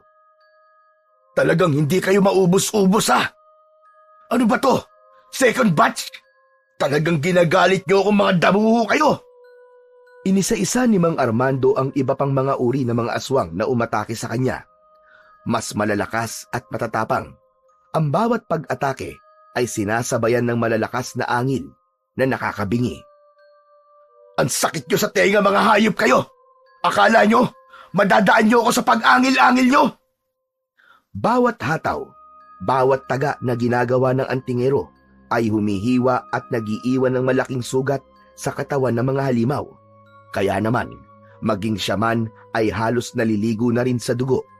Subalit hindi niya dugo, kundi dugo ng mga kampon ng kadiliman na nasusugatan sa bawat pagharibas niya gamit ang kanyang itak. Dahil sa dami ng mga aswang na lumusob, ay unti-unti nang nakakaramdam ng pagod at panghihina si Mang Armando. Kaya nakakuha ng pagkakataon ng isang aswang at nagawa siyang sugatan sa katawan. Walang hiya ka! Ah! Susundan pa sana ng isa pang aswang ang pagsugod. Subalit nahadlangan niya yon. Naiharang niya ang hawak na itak na tumusok sa katawan ng halimaw. Sa dami ng mga halimaw na kanyang napatumba, alam niyang hindi siya pinabayaan ng kanyang taglay na mutya. Buong akala ni Mang Armando ay tapos na ang matinding engkwentro ng sandaling yun. Subalit biglang sumulpot at iniluwa ng dilim si Wizardo. Hindi niya na yon ikinagulat. Ikaw na naman! Hindi ka pa rin nagsasawa! Muli ay inihanda ni Mang Armando ang kanyang sarili. Batid niyang pambihira si Wizardo. Nagbabago ang anyo nito at hindi pangkaraniwan ang taglay na lakas. Siguro, ikaw ang pumatay sa anak ko, demonyo ka! Nakatitig na lumalakad paikot si Wizardo. Kumukuha ito ng tiyempo para atakihin si Mang Armando. Hindi mo na ako maiisahan ngayon. At kahit magbago ka pa sa kung anong anyo, alam kong mapapatay at mapapatay kita. Halimaw ka! Muli ay lumundag-lundag ang aswang na si Wizardo. Batid ng antingero na nilalansi lamang siya nito. Humanap ng tamang diskarte upang atakihin ang kalaban. Hinigpitan naman ni Mang Armando ang pagkakahawak niya sa kanyang sandata. Ang dami mong seremonyas! Ano pang hinihintay mo? Sumugod ka na! Para makita mo ang hinahanap mo! Umangil ang halimaw na kaharap ng antingero. Biglang umatake ito. Agad namang naitutok ni Mang Armando ang kanyang hawak na sandata. Hindi man napuruan ay nasugatan ang katawan ng aswang. O ano? Akala mo yata may isahan mo ko? Ngayon, ako naman! Dahil batid ni Mang Armando na may kakaiba sa kaharap niyang aswang, kaya kailangan niya ang tulong ng medalyon na may mutya ng puso ng saging. Hinawakan niya yun at itinaas. Naglabas yun ng kakaibang enerhiya na hindi mabuti sa pakiramdam ng aswang. Tinakpan ng halimaw ang kanyang tenga na tila may kung anong ugong na naririnig na may masamang epekto sa kanyang pakiramdam. Kaya umatungal ito ng tila nasasaktan. Dahil sa pangyayaring yun, ay nakakita ng pagkakataon ng antingero upang atakihin ang halimaw na nasa kanyang harapan. Nagawa niyang sugatan sa mukha ang halimaw, subalit hindi yun napuruan. Lalo lamang nagwala ang aswang at ibig nitong gumanti kay Mang Armando, subalit mas mabilis na nakatakbo papalayo ang antingero. Nang makalayo siya sa halimaw, ay agad niyang inihanda ang kanyang tirador. Binalahan yun at inasinta ang aswang na nagplanong umatake sa kanya. Pinintirya niya ang hita ng halimaw sa pulyon at dahil sa kakaibang bala mula sa tirador, umusok ang bahagi ng hita nito. Nahirapang lumakad, kaya bumagsak. Nagmamadaling sumugod ang antingero dahil pagkakataon na niya yon upang tuluyan ng patayin ng aswang. Hawak nito ng maigpit ang matalas na itak upang itarak sa katawan ng kampon ng kadiliman.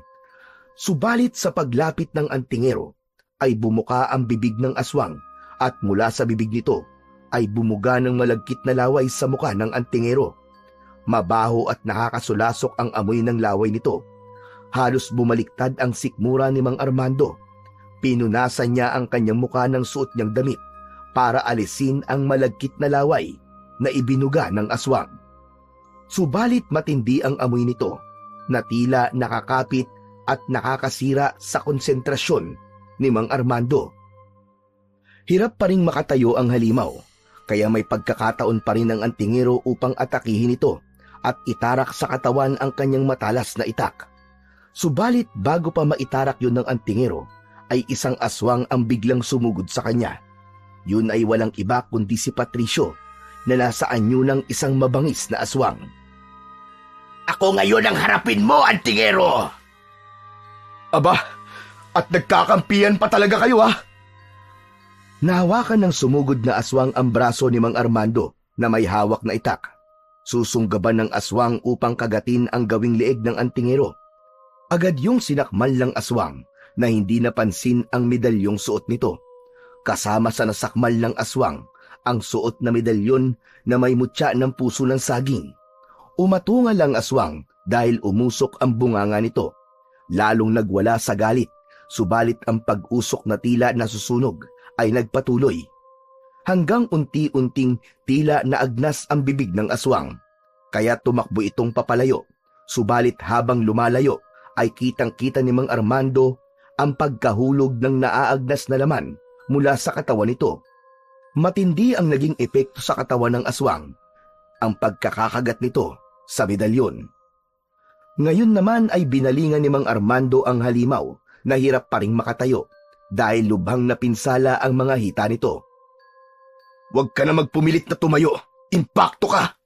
Katapusan mo na ngayon. Siguro, ikaw nga ang pumatay sa aking anak. Kaya dapat din sa kagaya mo mamatay. Higit pa sa ginawa mo sa anak ko. Ang gagawin ko sa'yo, pipinuhin kita. Dudurugin kita na parang alikabok! Habang nasa harap ng antingero ang aswang, ay matinding galit at panggigigil ang kanyang nararamdaman. Ang nais niya ay pagputol-putulin ang aswang na nasa kanyang harapan. Subalit bago pa man magawa yun ni Mang Armando, ay biglang nagpalit ng anyo ang aswang. Gaya ng una niya itong nakainkwentro, naging malaking ibon ito. Ngunit dahil nga merong sugat, ay mabagal ito at halos hirap ding lumipad. Talagang ginagalit mo kung impakto ka? Gusto mo pa talaga akong takasan? Walang iya ka!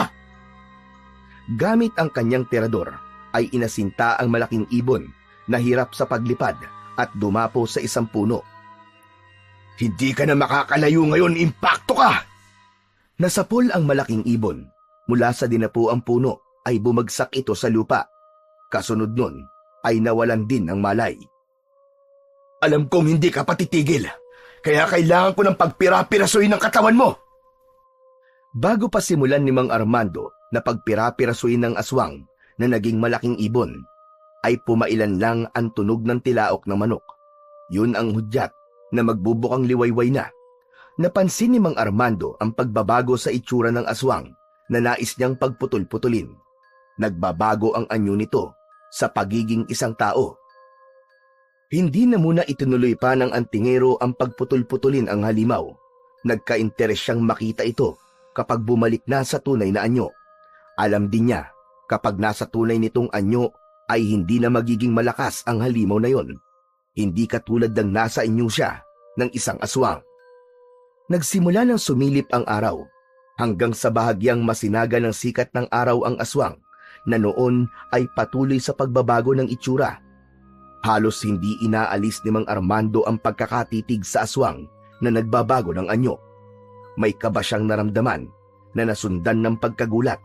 Kasunod ay ang pagkabog ng dibdib at pagpalahaw na may kasamang pag-iyak.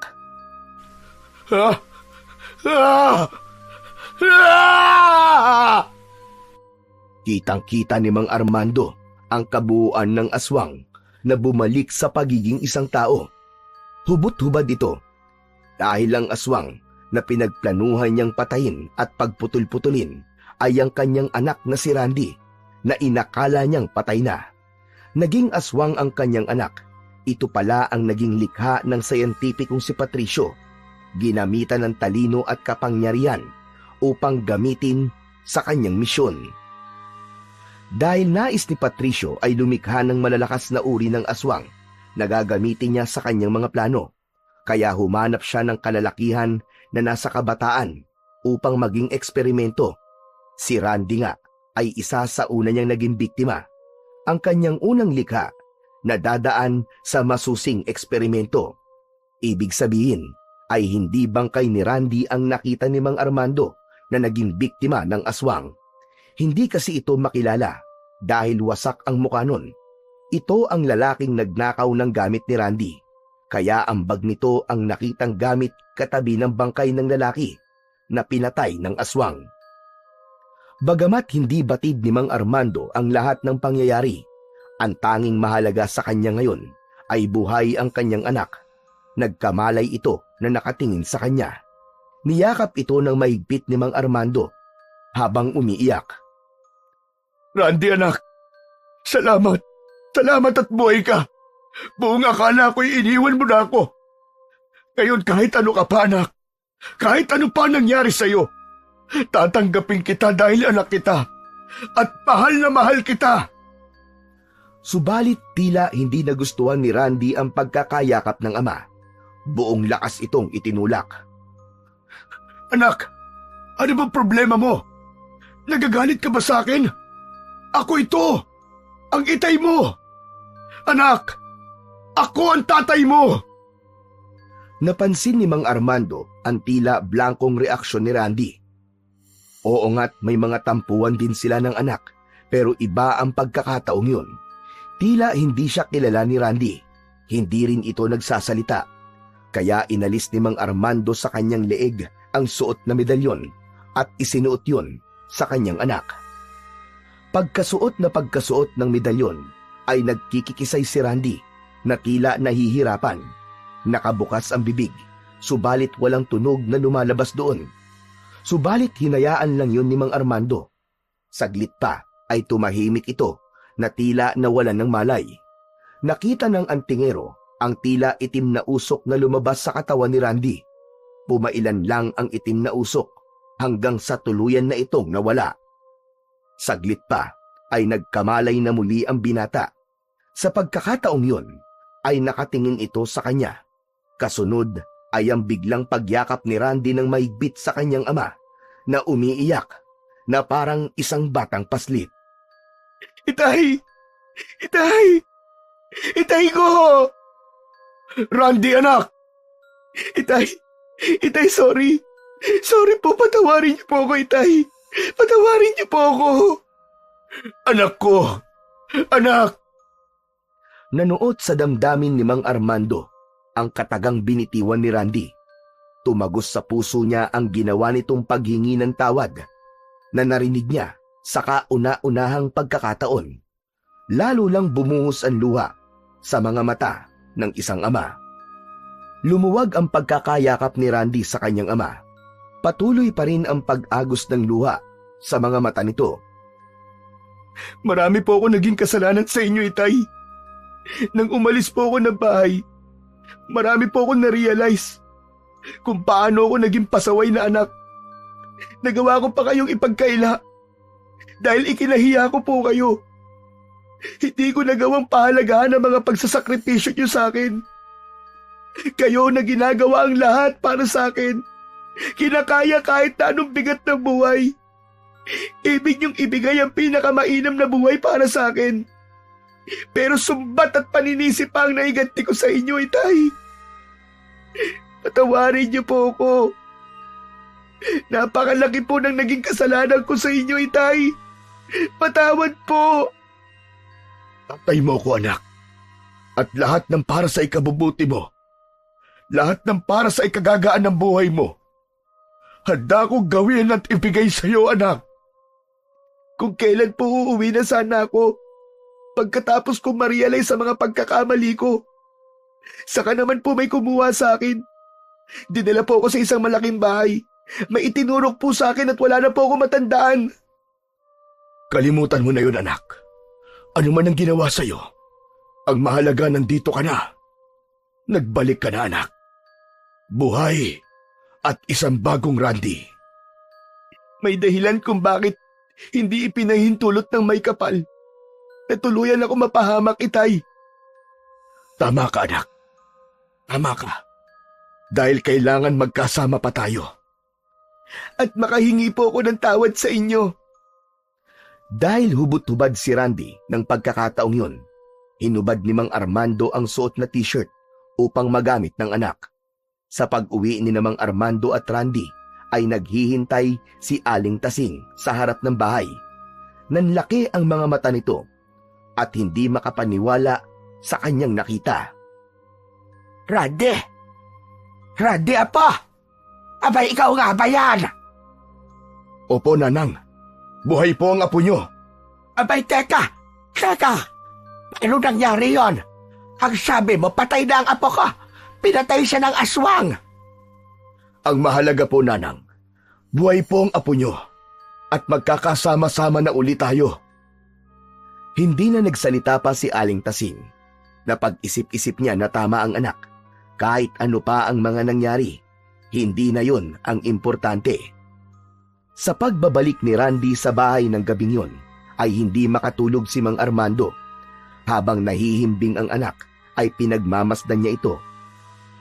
Lumapit at inalis sa pagkakasuot sa leeg ng anak ang medalyon na may mutya ng puso ng saging. Inilagay yon sa kanyang palad at hinagkan. Labis ang kanyang pasasalamat sa mutya na malaking bagay ang nagawa sa kanyang buhay. Alam niyang isa yun sa dahilan kung bakit niya ngayon kasama uli ang kanyang anak. Kinabukasan, bago pa mag-almusal ay nakita ni Mang Armando na may hinahanap ang kanyang anak. Hinayaan niya lang ito hanggang makita nito ang nakakahon na sapatos na binili niya nung kaarawan ng anak na binaliwala lamang ni Randy.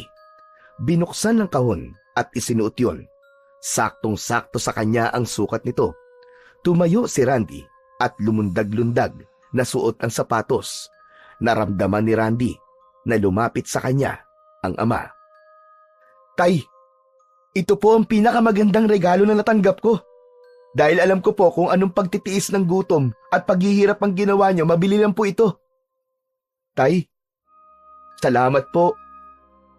Maraming salamat po, itay. Walang masabi si Mang Armando habang nakatingin sa anak. Minsan pa ay niyakap niya ito. Sobra-sobra ang pasasalamat niya dahil nawala man ang kanyang anak, subalit tila ibang tao na ang nagbalik. Nagkaroon na rin ng katuparan ang dating pangarap lang ni Mang Armando na makita ni Randy ang halaga ng mga bagay na kanyang mga ginagawa para sa kanya.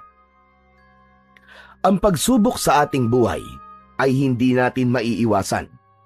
Dumarating ito upang subukin ang ating katatagan.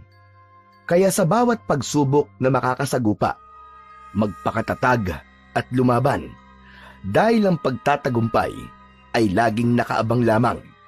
Naghihintay ng tamang panahon at pagkakataon upang ang lahat ng bagay at pangyayari ay mailagay muna sa tama at eksaktong disposisyon.